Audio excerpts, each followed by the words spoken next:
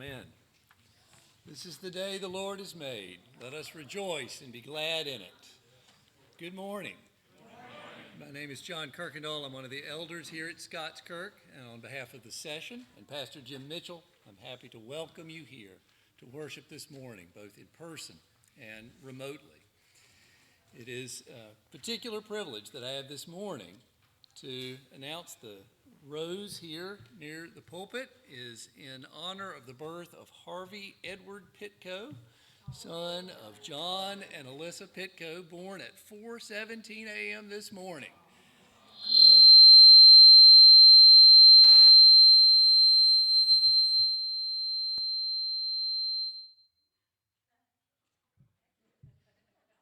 Now that we are all awake,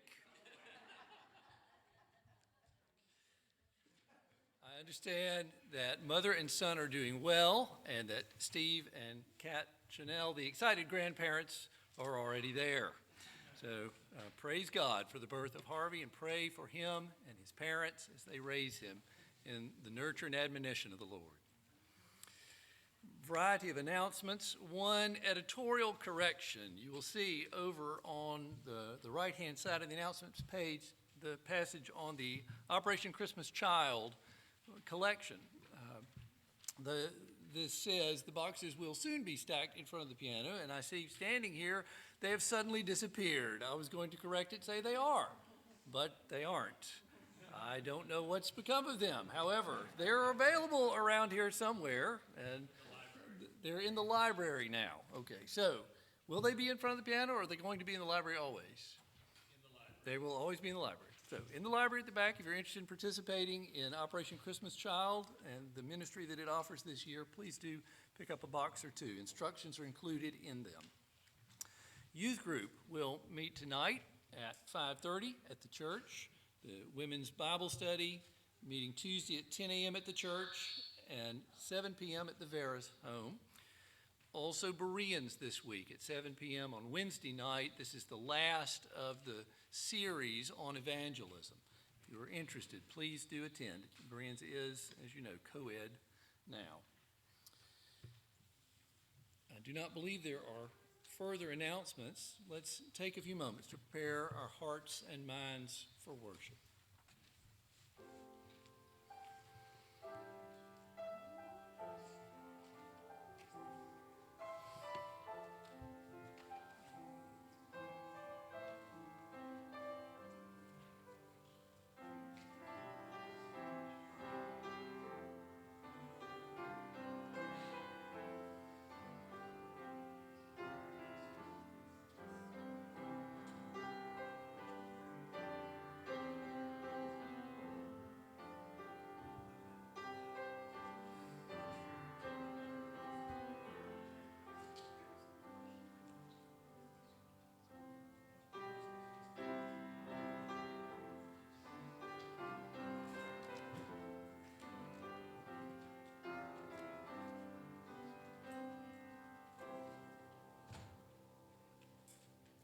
The call to worship this morning comes from one of David's Psalms, a song, he says. Psalm 108, verses 3 to 5. I will praise you, O Lord, among the peoples, and I will sing praises to you among the nations, for your mercy is great above the heavens, and your truth reaches to the clouds. Be exalted, O God, above the heavens, and your glory above all the earth.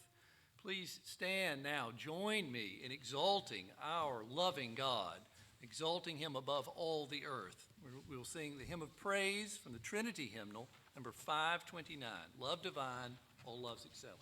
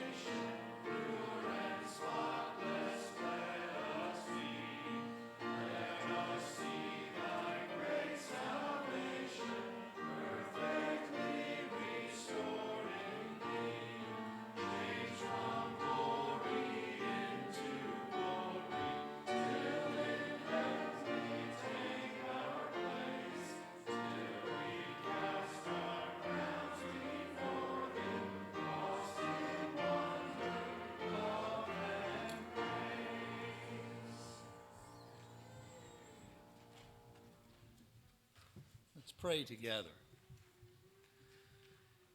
Heavenly Father, Son, and Holy Spirit, we come before you, triune God, this day to sing your praise, to be lost in wonder at your love for us that would sacrifice Christ for our sins that we might come before you. Lord, we lift up this time of worship, praying that we might worship you in spirit and in truth, that we would glorify your name, that we would have our hearts quickened by your word, that we might be a part of the ministry of this, your church in the world, to bring about the great revival through the power of your Holy Spirit that this world sorely needs. We pray, Lord, now for the strength to worship you aright and to serve you as we go from this place. Lord, we pray together the prayer that Christ taught his disciples, saying, Our Father, who art in heaven, hallowed be thy name. Thy kingdom come, thy will be done, on earth as it is in heaven. Give us this day our daily bread, and forgive us our debts as we forgive our debtors. And lead us not into temptation, but deliver us from evil. For thine is the kingdom, and the power, and the glory forever. Amen. You may be seated.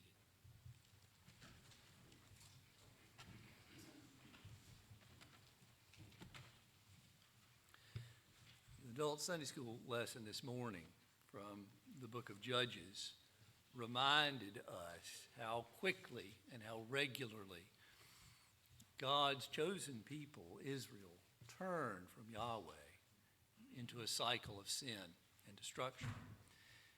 And even when they remembered Yahweh, they failed to keep his law perfectly. It's something the Apostle Paul wrote about to the church in Rome, to Christians who seek by the law to justify themselves. Our confession of sin comes from Romans chapter 3. Hear the words of the Lord through the pen of the Apostle Paul. Now we know that whatever the law says, it speaks to those who are under the law, so that every mouth may be stopped and the whole world may be held accountable to God. For by works of the law, no human being will be justified in his sight, since through the law comes knowledge of sin. Let's confess our sins before our holy God.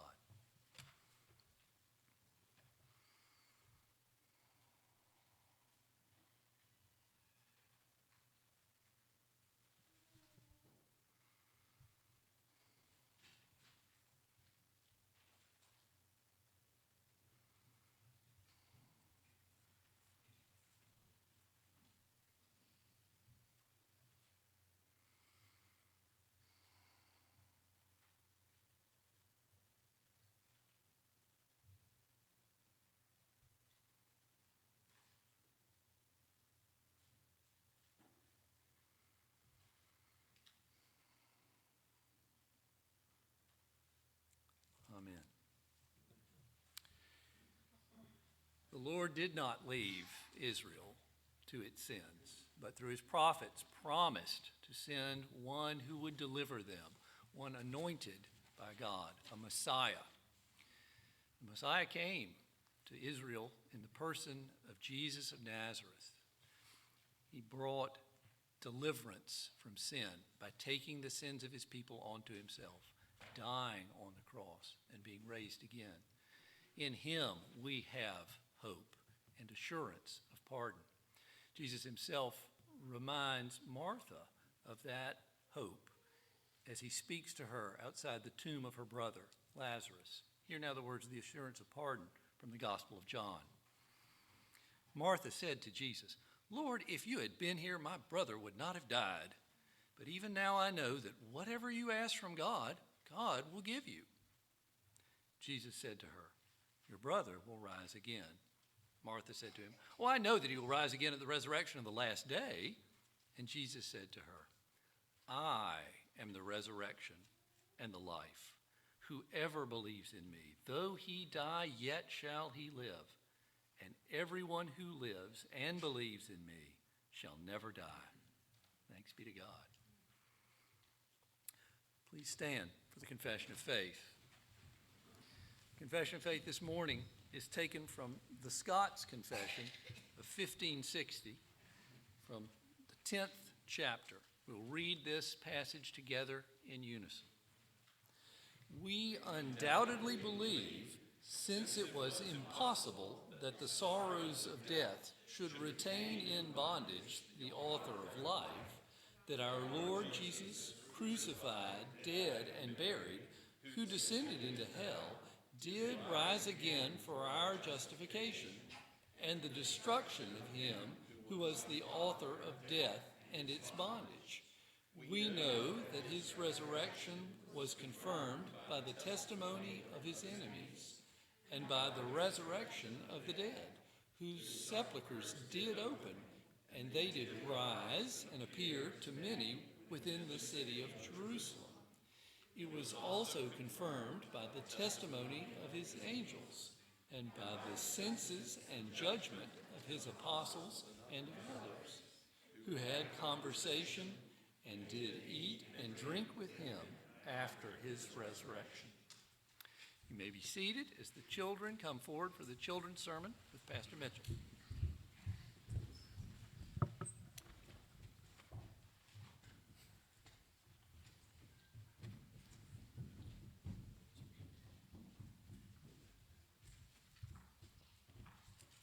Good morning. How do you think people traveled in Jesus' day? What did they use? A car? Airplane? Camel, maybe a donkey or a horse, or how about a boat? They could ride in a ship made out of wood. But what was the most normal way for them to travel if they were going from one town to another? What do you think? I'll give you a hint. Walking. Yeah, doing this. And that would sometimes take a while, right? And sometimes when you're walking on a road, other people will come up and talk to you. And that's what happens in our passage today. So I want y'all to listen to see how Jesus talks to some of his disciples that think he's still dead. Remember, he was crucified on the cross, so our sins would be forgiven. But then on the third day, he rose again from the dead. He's alive again, but not all his disciples know that he's alive again yet. And as Jesus comes up talking to some of his disciples, they were sad because they were thinking Jesus was dead. But Jesus is going to, of course, show them they should believe he's alive again because he's right there talking to them as they're going to the same city. And he's going to open up the Bible. And you know what Jesus is going to do? He's going to show how all the Bible, all the way back to Genesis, talks about him. So that if we believe the Bible in the Old Testament, it's all about Jesus. Jesus is the key to understanding all of God's Word. Let's thank him for that together. Lord, we praise you and thank you that you are wise to reveal yourself as the one victorious over sin and death. And I thank you for each of these ones gathered here. Lord, let them take confidence and assurance in that gospel all of their days and grow by your word as it is the light to our path, the lamp to our feet, and all of it points to your Son, Jesus. We pray in his holy name. Amen. Thank you, guys.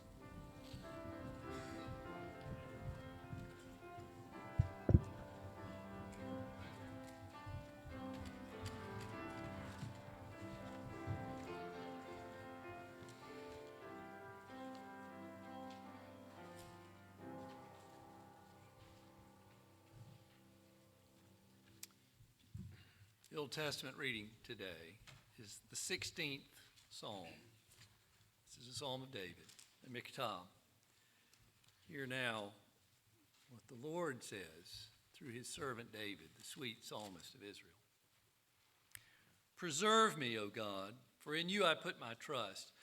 O my soul, you have said to the Lord, you are my Lord. My goodness is nothing apart from you. As for the saints who are on the earth, they are the excellent ones, in whom is all my delight. Their sorrows shall be multiplied who hasten after another God. Their drink offerings of blood I will not offer, nor will I take their names on my lips. O Lord, you are the portion of my inheritance in my cup. You maintain my lot. The lines have fallen to me in pleasant places. Yes, I have a goodly inheritance. I will bless the Lord who has given me counsel. My heart also instructs me in the night seasons. I have set the Lord always before me. Because he is at my right hand, I shall not be moved. Therefore my heart is glad, and my glory rejoices.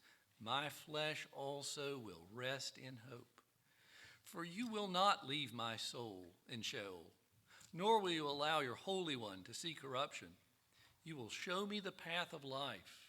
In your presence is fullness of joy. At your right hand are pleasures forevermore. Thanks be to God.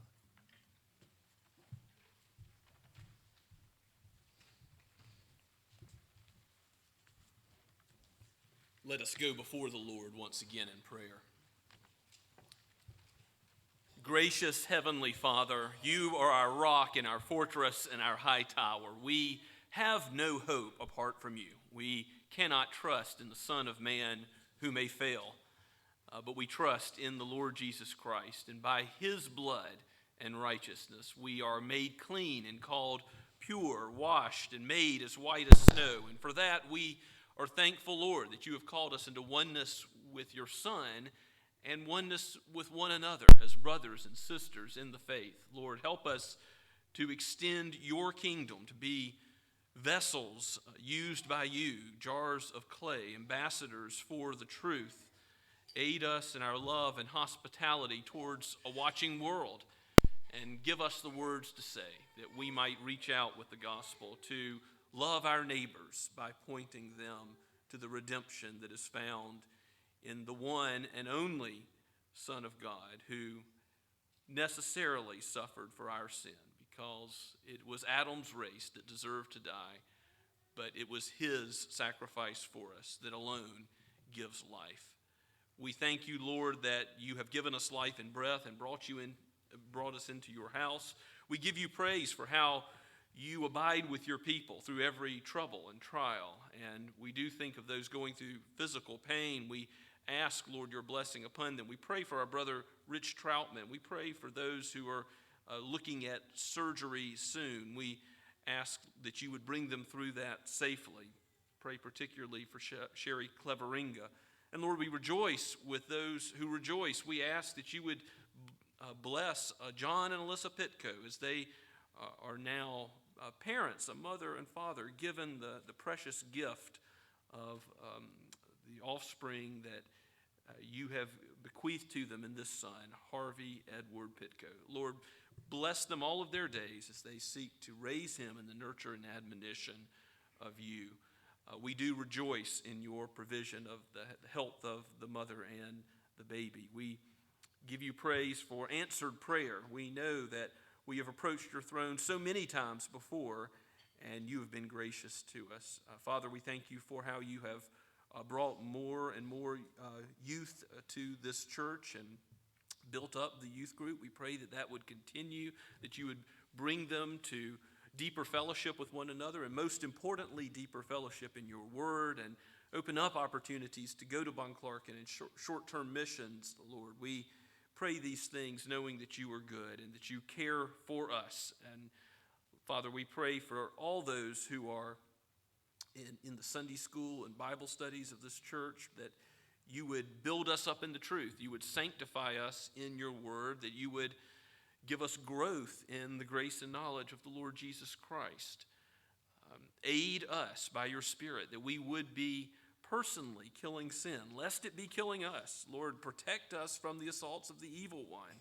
Let us stand on the firm foundation of Christ in his word, being not only hearers of it, but doers as well. Help us, forgive us, cleanse us, and make us yours to continue to walk according to the calling you've given more and more all of our days, until we will know the completion of your work in us, and that hope which is certain now being consummated when Christ comes again or when we die, to know that we will be with him forever is a great comfort and hope and a peace that passes all understanding is ours because of his finished work.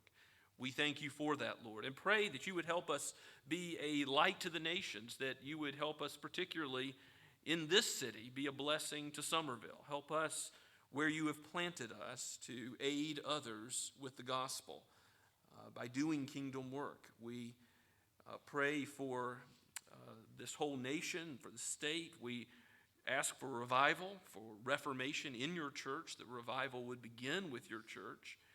And we know that your hand is mighty, that even if this nation should fall, as undoubtedly one day it must, as it turns away from you, we pray that, Lord, if you bring down men who rule in the civil sphere, that even then, even in the midst of turmoil or even persecution, should it come, you would strengthen and uphold your church and build your kingdom all the while. We do pray that for the good of all, you would prevent that from occurring, that you would benefit all of society by a change of heart, of repentance, and a sparing of much suffering. We ask this knowing that you're able to do mighty things, and just as you have turned the Ninevites back to you in the time of Jonah, we pray that you would turn hearts to you once again today, that if we would repent and call upon your name as a people, we know that your promise would be to give us a blessing for that. And we look to you and know that you are wise and that you are good and that you will be with your people and your kingdom will endure forever. We thank you, Father, for how you are with us now by your word. Use it as sharper than any two-edged sword in our own lives. Let us not think of others, but how you desire to change us and to conform us more and more to Christ today. Use your word powerfully in our own lives for the sake of your glorious praise, your glorious grace being magnified. Lord Jesus, you are the resurrection and the life, and in you and you alone we hope. And we ask all this in your holy name. Amen. As we continue to worship this morning, let us sing together once again from Blue Book, page 20. Let's stand as we sing.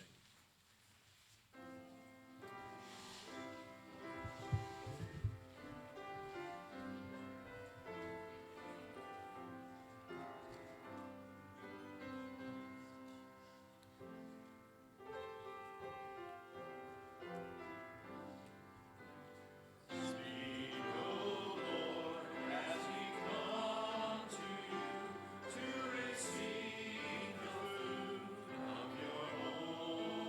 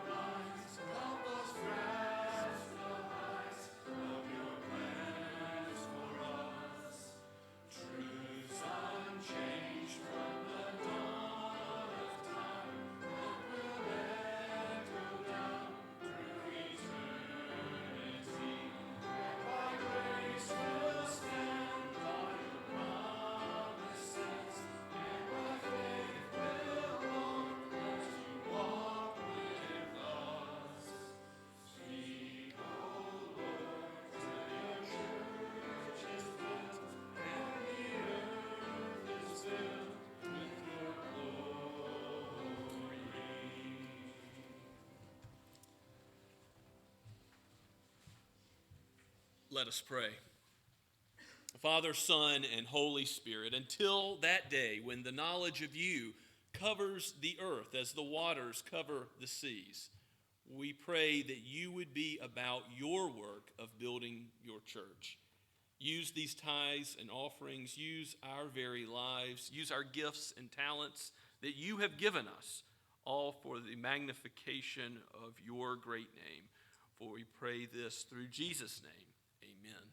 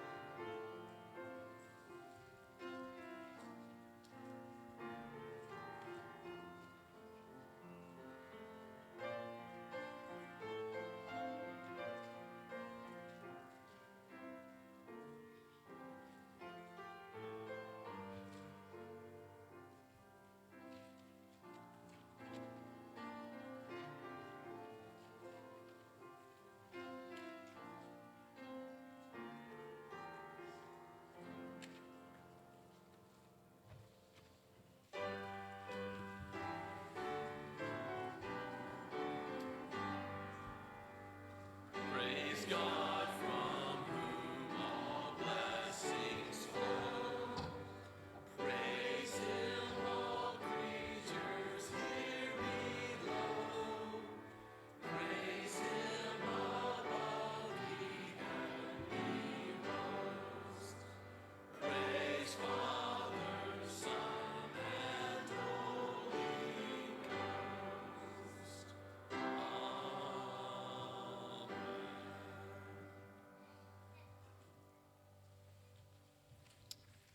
Please turn with me in your Bibles to Luke's Gospel. We are here in Luke today, and then one more time next week, Lord willing. And then again, the plan is to go to Genesis. We're looking at that most important week of human history where Christ is crucified and raised again from the dead, and now is appearing last week to the women who first went to his tomb, and to Peter and John, and now he's going to appear once more to more witnesses on the road to Emmaus. But in Genesis, we'll be looking at the second most important week in human history, I might imagine, in the first 7 days of 6 days of creation and of rest that God gave. So I look forward to looking at the very first book of the Bible in the Old Testament with you soon and very soon. As we go to God's Word this morning, let us remember that this is breathed out by the Holy Spirit.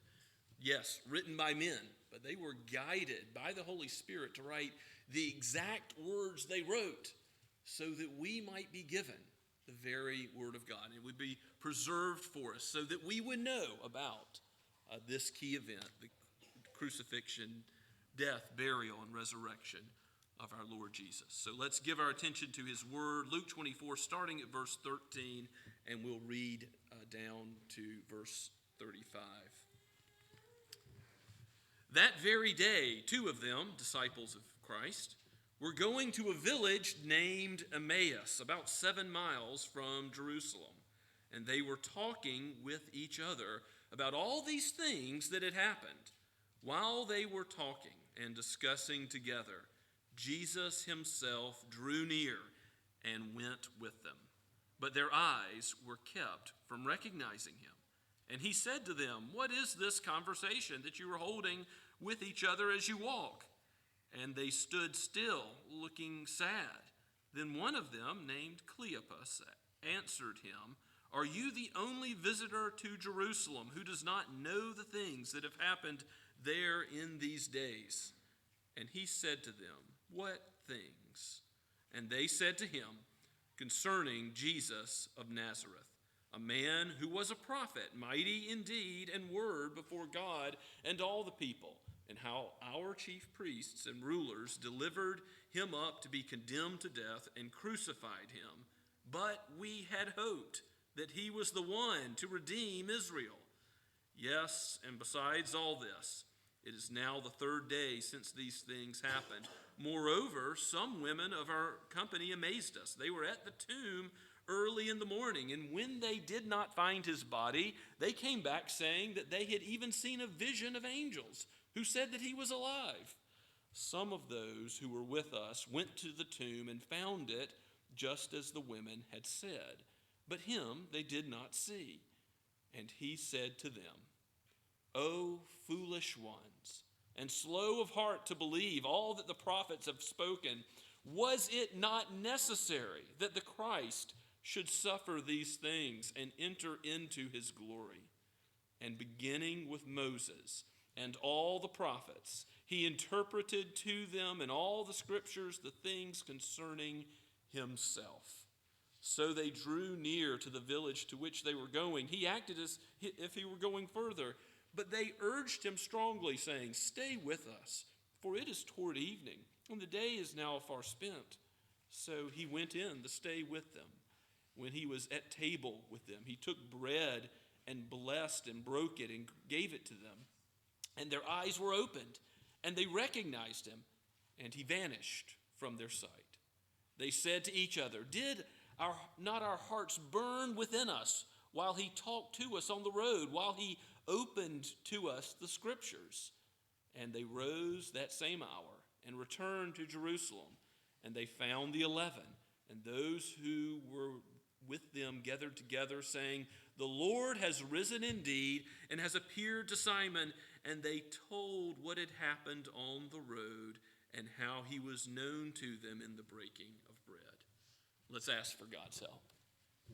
O Holy Spirit, it is your glorious task to always point to the Son, to draw our attention and focus to Christ. O Father, you have given your word so that we might understand it by the operation of your Spirit who has written it, and show us the Lord Jesus, on whom we depend for all life, now and forever.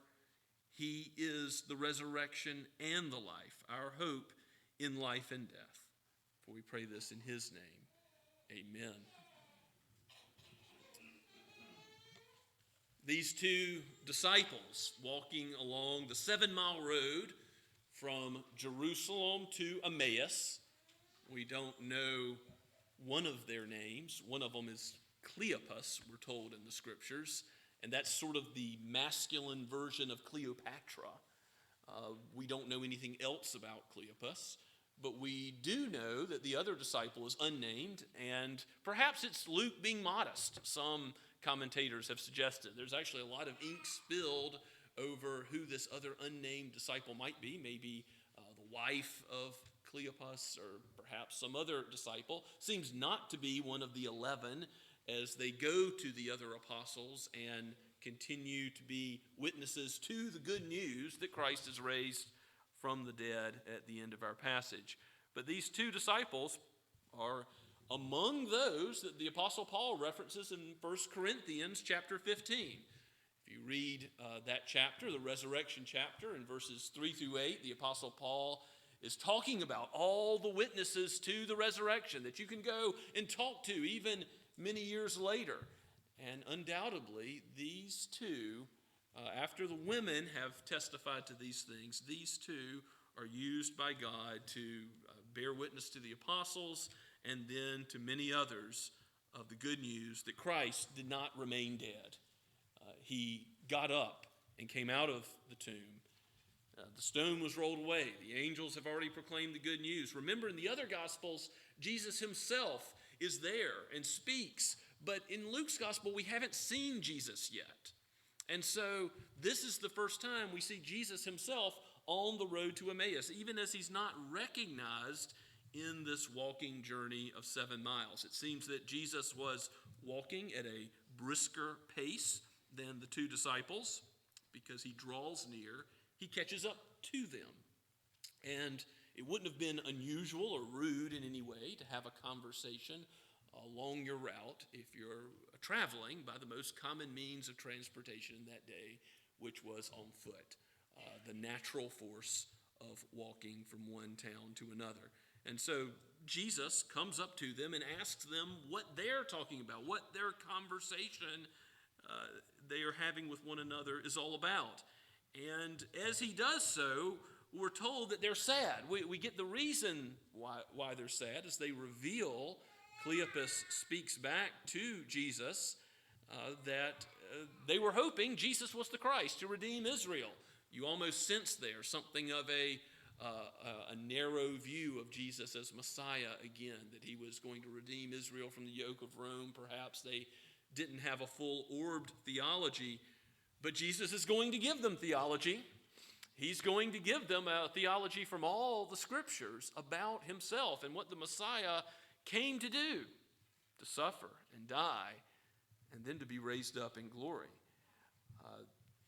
That will come, but their sadness is still overwhelming them, even though they've heard the news, we're told, that the women have gone to the tomb and found something pretty amazing there, that it's empty. And they said they saw an angel, and the angel said, he's not here, he's risen.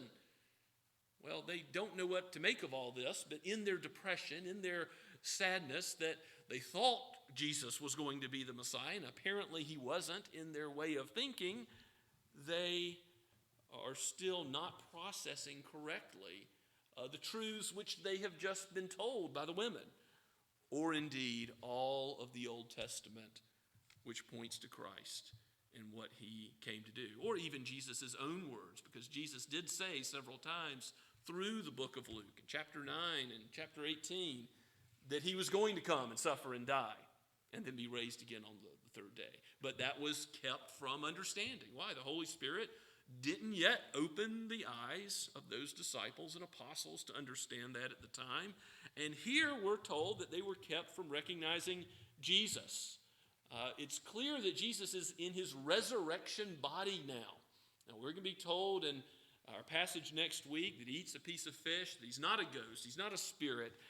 He is a human being raised from the dead, but in such a way as the body will no longer be subject to death and decay.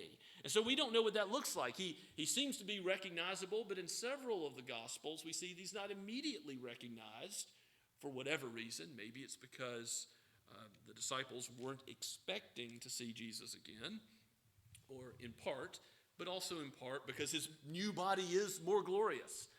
The same in some ways, but better and not subject to the fall and sin any longer. We don't know exactly what that will be like, but we know that Jesus is the first fruits, and we will have a body like that. The resurrection of the dead that we take comfort in is that Christ was raised, and so we will be raised like him. As Jesus goes along the road and is still not recognized, and they're saying, well, haven't you heard about what's going on in Jerusalem? Jesus asks, well, what are you talking about? What things have been going on? And they speak of him, because apparently this is what's on the lips of everyone in the Passover week of Jerusalem. Why would that be the case? You go back to our previous text in the crucifixion of Christ, the centurion crying out at the end, surely this man was the Son of God. You think about the temple veil being ripped in two to the Holy of Holies in such a dramatic fashion by God himself, showing the way is now open for God to dwell with men because of the one mediator between God and man, even Jesus himself, and his work and what he did is giving his life as a ransom for many. There was an earthquake. There was a miniature resurrection of the dead. Matthew's gospel tells us there's all sorts of things that go on around the time of the resurrection. Even the way Christ himself died, quoting scripture. My God, why have you forsaken me? Into your hands I commit my spirit. And stating that his work was finished, to telestai, that wonderful Greek a word that means the debt is paid in full. The banking term that Jesus applies to our lives by his work on Calvary's Hill. All of this got people talking about Jesus. And some believed, some wondered, some marveled, some were amazed. But it was the subject of conversation. And as they're walking along and sad, Jesus is going to deal with that sadness by opening up the scriptures, by giving them a Bible study so that they will know what the Messiah came to do. Not to redeem Israel from Rome's yoke, to bring an earthly kingdom. No, not at all.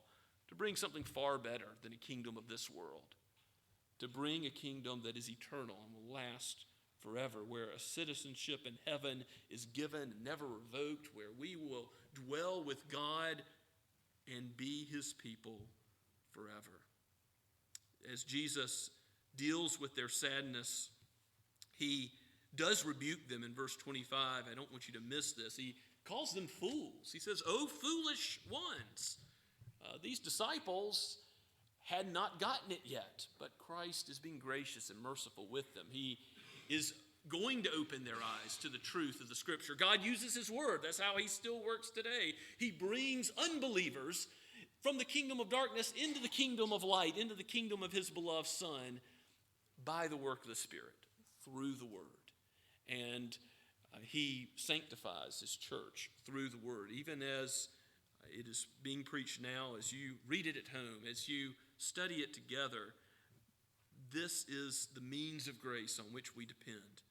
God uses his word. And as Jesus calls them fools, he is still being gracious to condescend and to give them exactly what they need as the remedy to their foolishness. His own word being rightly perceived, rightly interpreted, spiritually discerned as he speaks it to them. And what a Bible study this must have been when Jesus goes to all of what the prophets have spoken and explains it. He says in verse 26 that it was necessary that the Christ would come, suffer, and die, because he was there to redeem Adam's race. He came to pay the penalty that we as human beings owed to God, for the wages of sin is death. But the gift of God is eternal life in Christ Jesus. What we deserved was hell and God's wrath. But what Christ took on in the cross, as the God-man, as the Lamb of God, the perfect sacrifice, unblemished and pure, was the pain and suffering we deserve, not only in the body, but in his soul, in his spirit.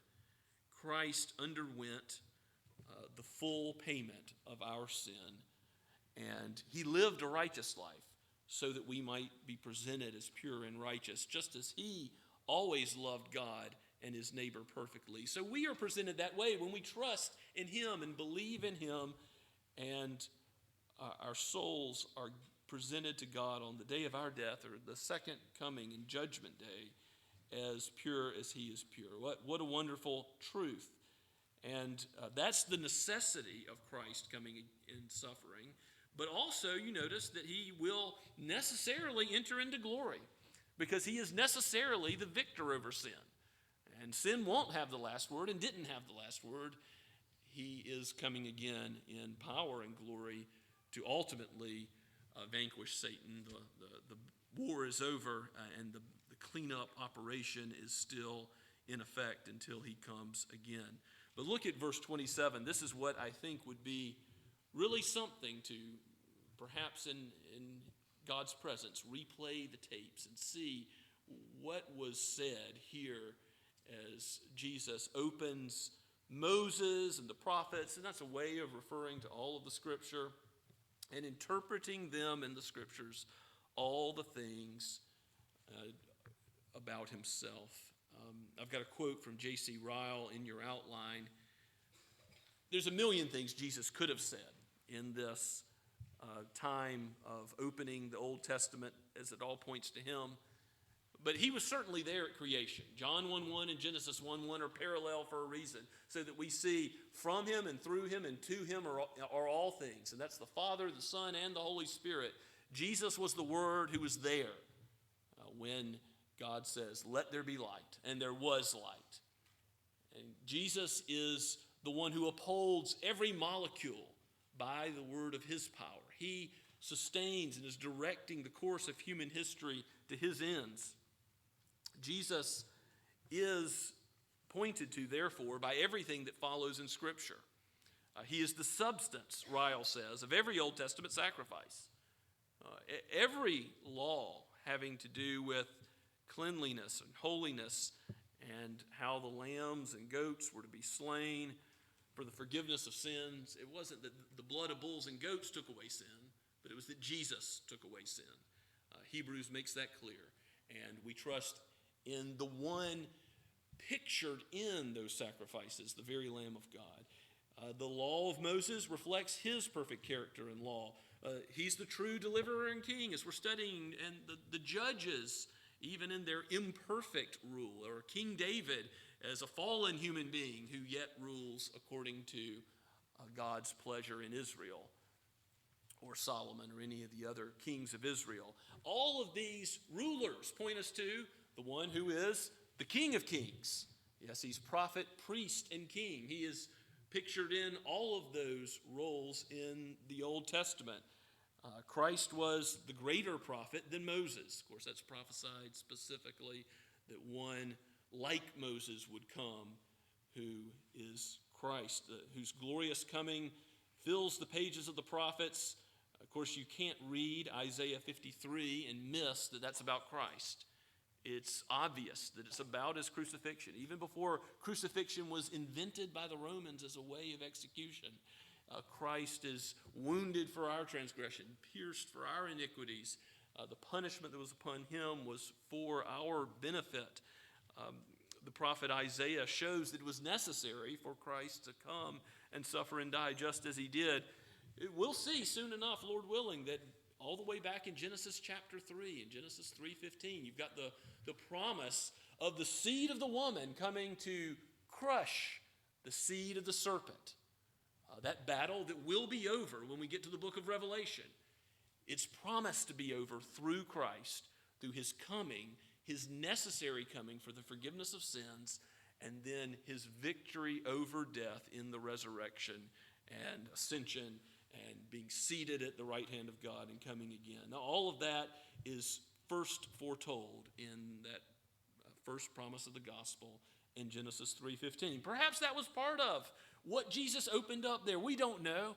One day, perhaps we will have insight to this Bible study. What a glorious opening of God's word it must have been. Jesus did it all in a 7-mile walk, so maybe if they're going 2 miles an hour, it's a little bit of time, but it's the length of a long Bible study.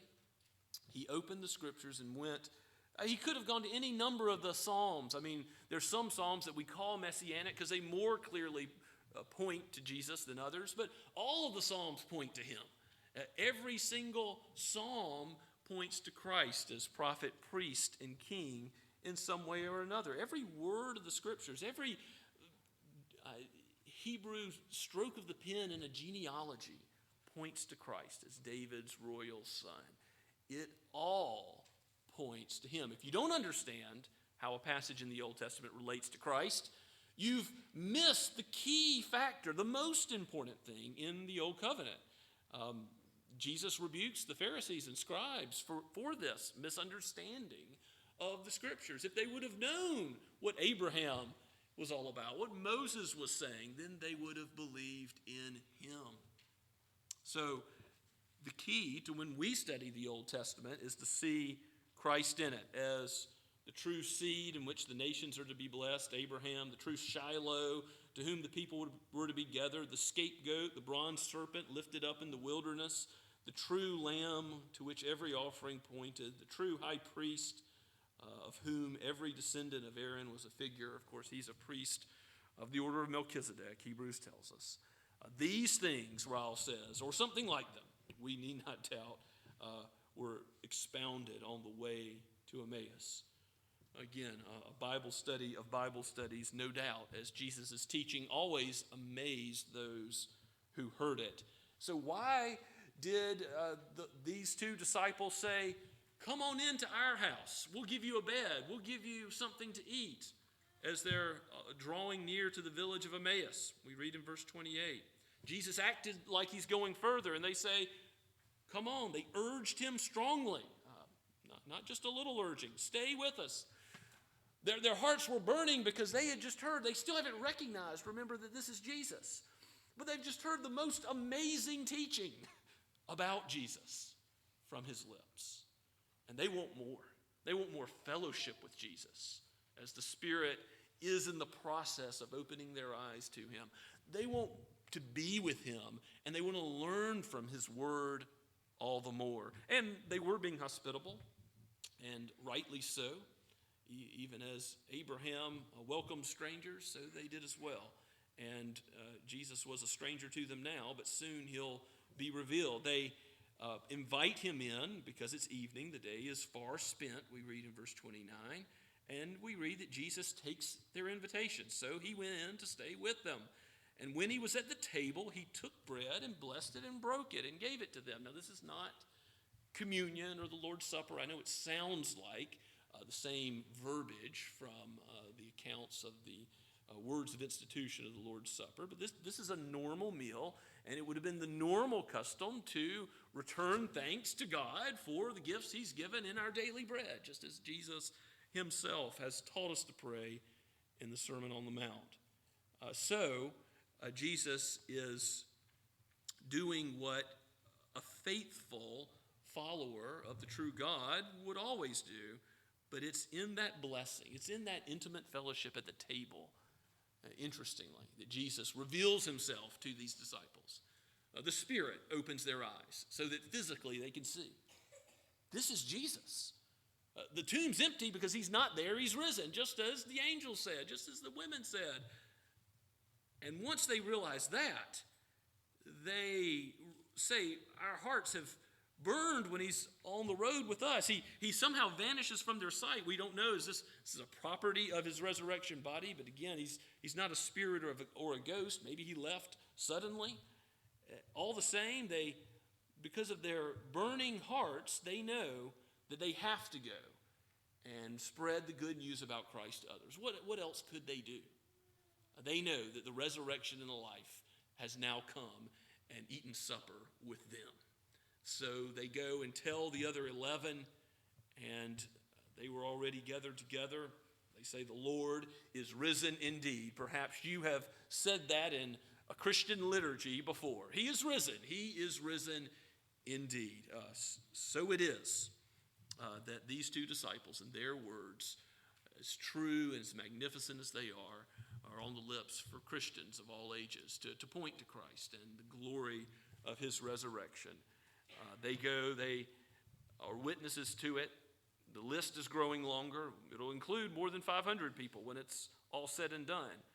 Jesus is just going to be here a little while and then ascend to heaven. We'll see. That's how Luke ends his gospel before starting the second volume in Acts. So Jesus is not going to be around for longer, but it's going to be for our benefit and our good that he ascends to heaven so that our faith will increase all the more.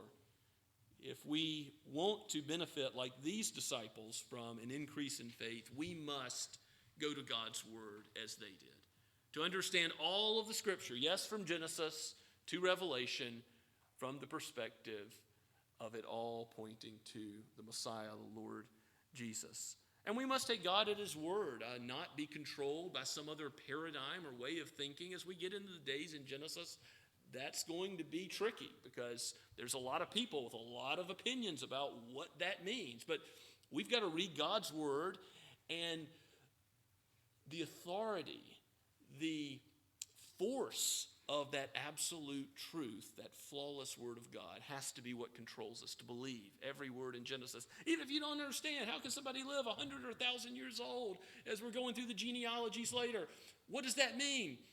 We'll talk about what it means, but believe the words that God has written. That is the most essential thing as we approach any passage. And then ask yourself, what does this teach me about God? What does it teach me about Christ? What does it teach me about my sinfulness and my Savior? The one God has graciously opened my eyes to behold. Now, if that's not you today, run to Christ, flee to him, trust in him. And even if you have been living as a fool, you will, like these two disciples, be spared what you deserve and be given everlasting fellowship with him. You won't just be given one meal. You will be with him forever. He will be your God and you will be his people. That's the promise of Revelation. In Revelation 21, Jesus says, he is the spring of the water of eternal life. And any who come to him, he gives that gift of eternal life without cost. And that promise of the covenant, that God will be our God and we will be his people, will be given to us. And we will be with God, Father, Son, and Holy Spirit in the light of his glory forever. The burning hearts which those disciples had on the road will be our hearts, burning with passion for the one God in three persons as we are with him forever. This burning love and desire for God is imperfect now. We still stumble and fall, but one day it will be perfected as he sanctifies us completely in the new heavens and the new earth, where we have resurrection bodies like him, and we will know his word most perfectly as well.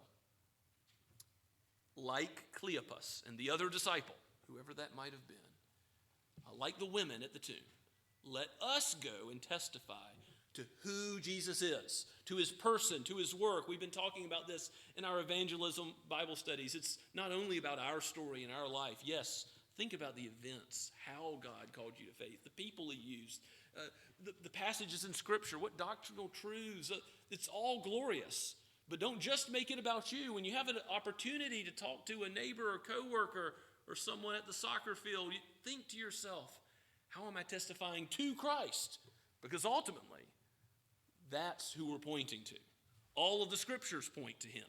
It's about his person, who he is, the God-man, the Word of God incarnate, the one who's there in Genesis 1:1 and who's there walking down the road to Emmaus before he ascends to heaven. And it's about his work. It's about his cross work, his passive obedience as he laid there, hung there on the cross for our sake. But it's also about his active obedience, his life, how he always was righteous, always was pure, never made any sin, never made any mistake, never erred. We don't know what that's like, but we trust and rely on him who is righteous, that we might be the righteousness of God on that day of judgment or our own death.